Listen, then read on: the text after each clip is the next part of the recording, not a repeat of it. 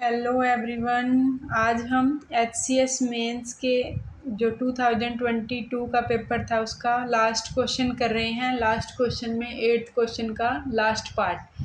Question क्या है?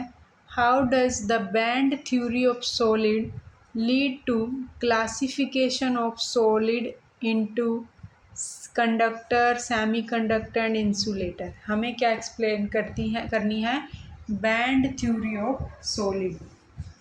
तो अब हम डिस्कस करेंगे बैंड थ्योरी ऑफ सॉलिड को। तो देखो, हमने क्लास 12th में पढ़ रखा है बैंड थ्योरी ऑफ सॉलिड। ये देखो कैसे है। हमने सिलिकॉन का एग्जांपल ले लिया है। सिलिकॉन की वो लिखते हैं वैलेंसी 14 है सिलिकॉन का एटॉमिक नंबर। तो 1s2 2s2 2p6 3s2 3p2 ये हमने लेवल बना लिए सिलिकॉन के लिए। 1s2 2s2 2p6 3s2 3p2। इन outer most orbital total electron कितने हैं?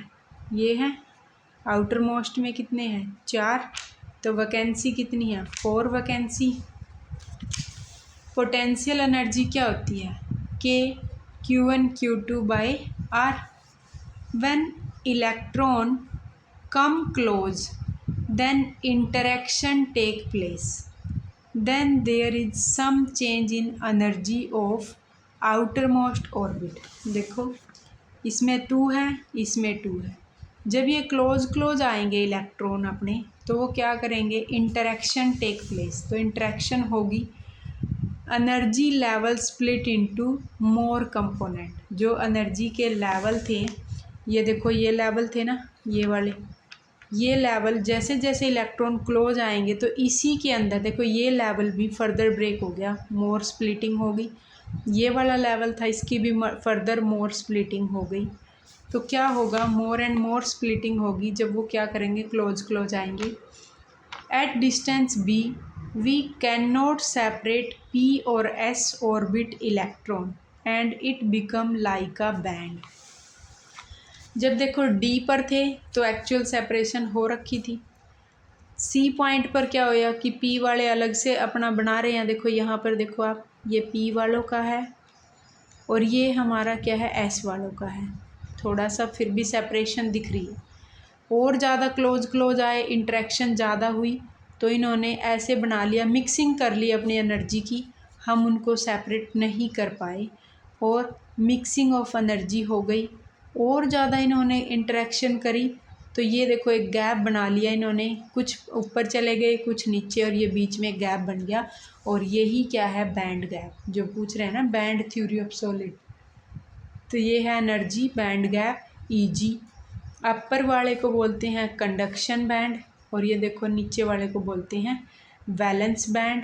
ये एनर्जी है और ये क्या है? इंटर एटॉमिक स्पेसिंग है। समझ आ गया बात? Band theory of solid explain हो गई। सबसे पहले एग्जांपल किसी का भी ले लो। हमने सिलिकॉन का ले लिया है। सिलिकॉन का 14 है, 1s2 2s2 2p6 3s2 3p2। पहले ये लेवल बनाए हमने।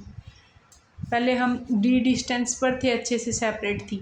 और नज़दीक आए, सी पर आए तो यहाँ पर सेपरेशन थोड़ी कम होने शुरू हो गई। ये जो जिसमें बैलेंस इलेक्ट्रॉन पड़े थे ना, वो नज़दीक आए, इंटरएटॉमिक स्पेसिंग कम हुई तो उन्होंने अपने आप को और ज़्यादा फर्दर डिवाइड करना शुरू कर दिया। फिर और बी पॉइंट पर आए तो फर्दर फिर स्प्लिटिंग हुई, दोनों की एनर्जी मिक्स हो गई। और ज़्यादा इंटर एटॉमिक स्पेस कम हुआ, ए पर आए तो हमने देखा कि वैलेंस बैंड नीचे रह गया, कंडक्शन बैंड ऊपर, बीच में एक गैप बन गया, एनर्जी बैंड गैप। अब हम एक्सप्लेन कर पाएंगे easily band theory of solid के बाद। तो when electron come close then interaction take place, there is some change in energy of outermost orbit, energy level split into more component। At distance b we cannot separate p or c orbit electron and it become like a band। So this theory help to visualize the difference between conductor, semiconductor and an insulator। This theory tells that every molecule comprise discrete energy level. इस theory से क्या पता चला, हर एक के पास क्या है, energy level discrete energy level है। अब बात कर लेते हैं कंडक्टर, इंसुलेटर और सेमी कंडक्टर की। थोड़ा सा और लिख लेंगे, उसके बाद करेंगे इसको। तो दिस थ्योरी जो हमने देखी, explain the quantum state that an electron take inside metal solid, every molecule comprise various discrete energy level. The way electron behave inside a molecule is well explained through this theory. कैसे electron behave कर रहा है। This theory help to visualize the difference between conductor, semiconductor, insulator by plot available energy for an electron in a material. अब बात करते हैं conductor, insulator और semiconductor की।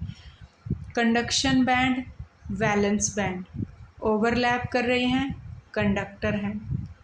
अगर इनके बीच में कुछ गैप है, कम गैप है, सेमीकंडक्टर।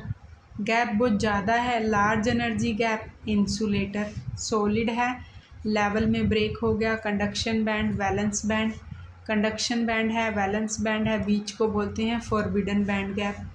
कंडक्टर क्या होते हैं, metal are conductor, there is no band gap between their valence band and conduction band since they overlap, there is a continue availability of electrons, these closely spaced orbitals.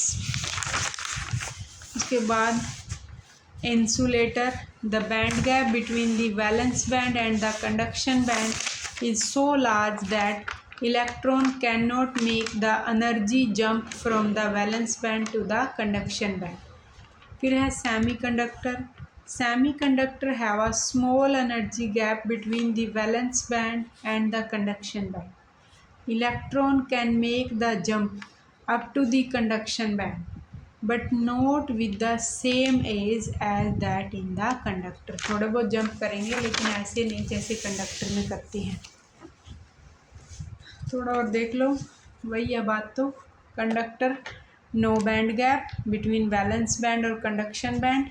Energy का gap क्या है, zero है, देखो बिल्कुल overlap कर रखा है conduction band, valence band भी। थोड़ा ड्राइंग से मेरे को इतनी अच्छी नहीं आती तो थोड़ा इग्नोर करना।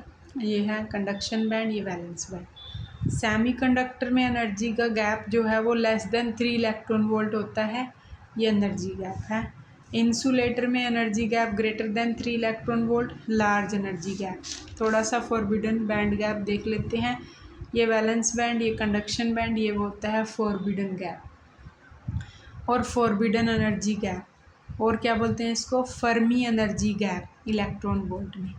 Delta E G, difference between conduction band and valence band. तो इसको क्या बोलते हैं, डिफरेंस होता है ये कंडक्शन बैंड का और वैलेंस बैंड का। Minimum energy of conduction band और maximum energy of valence band. तो क्या है ये, डिफरेंस है बिटवीन, जो फॉरबिडन बैंड गैप की डेफिनेशन क्या है, difference between minimum energy of conduction band and maximum energy of valence band. तो ये था फॉरबिडन बैंड। तो कंप्लीट हो गया भाई हमारा ये क्वेश्चन भी। आज हमने अपना HCS मेंस का क्वेश्चन कंप्लीट पेपर पूरा सोल्व कर लिया। इसके बाद हम अपनी HPSC PGT फिजिक्स के सब्जेक्टिव पेपर की उन टॉपिक्स को करेंगे जो इम्पोर्टेंट है, वो सीरीज शुरू करेंगे इम्पोर्टेंट क्वेश्चन को।